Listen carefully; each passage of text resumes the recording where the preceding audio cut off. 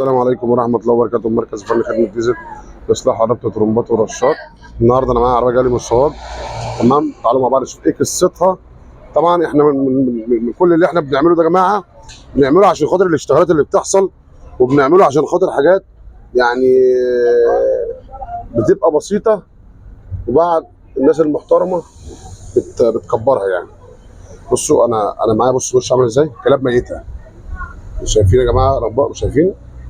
طيب ننزل تحت هنا، بصوا المنظر. تمام، طب ننزل تحت هنا جوه، بصوا المنظر. طيب ايه اللي بيحصل بقى في العربيه دي؟ تعالوا مع بعض نخش في النور كده ايه وندردش شويه ايه سوا. ده قبل طبعا يا جماعه، زي ما اتكلمنا قبل كده في الموضوع بتاع العربيه تبطل على المطب، تعلى، توطى، ترعش والكلام ده. انتوا شايفين المنظر الجميل ده؟ تعالى كده يا ابني، تعالى يا حبيبي. انتوا شايفين الحلاوه اهو، والجاتو ده جاتو. شايفين اهو. جرب كده شوف طعمه. طبعا ده غير البلاوي وغير طبعا المجموع. ايه اللي كان بيحصل معاك في العربيه هندسه؟ اول ما تيجي على المطب تبطل على اي حاجه برضه تبطل. اول ما امور تبطل. طبعا صوتها عالي. بصوا يا جماعه، هتقول لي ده مش عيب زيت، عشان ما نظلمش الناس بتوع الزيت، الناس المحترمه، الناس اللي يعني ده مش عيب زيت، ده بيبقى حضرتك بتطول على غيار الزيت. بصوا يا جماعه، تعالوا قرب. وزي ما قلنا اهو، يعني بصوا بطاطس مهروسه، جاتوه، زي ما تحسبوها سوا مع الكاميرا. طب ايه اللي بيخلي الوش يعمل كده؟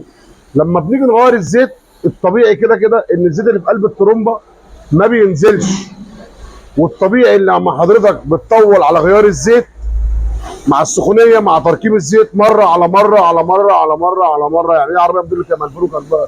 2013 اول مره تحل الوش من 2013 لحد النهارده. فطبعا تكريم الزيت لحد ما خلاص جابت اخرها، راح لميكانيكي وراح، واللي قال له واللي عاد له. طبعا هو الراجل متابعني وشاف المنظر اللي انتم شايفينه دوت. انا كنت متخيل ان الموضوع ده هيحصل. ليه؟ ان انا الدوسه باينه، بيخلي طبعا النهارده الدوسه بتبقى نصها هربان. يعني حتى بص الميزان هنا لما بيجي يفتح مفيش، هيفتح ايه؟ هيفتح شحن. تعالى كده قرب، بص انا عمال اجيب لكم اهو، يبين عندك الكلام ده قدامك اهو. فطبعا هيفتح ازاي الميزان؟ عمره ما هيفتح. بياكل الجلده بالاكس، وبنفس الوقت تخلي العربيه تسرع تبطل، والعربيه ما تبقاش حاضره معاك، لان الجريده ذات نفسها بتبقى تقيله، تاخد وقت عقبال ما العربيه تسحب. يعني هنا اهو ممكن تبقى تنبلك زي الفل، تاخد وقت عقبال ما العربيه تسحب. ليه؟ الجريده طالعه تقيله مش خفيفه، لان الجريده يا جماعه المفروض اسيب وادوس كده الجريده تبقى ميه زي ما انتم شايفين كده.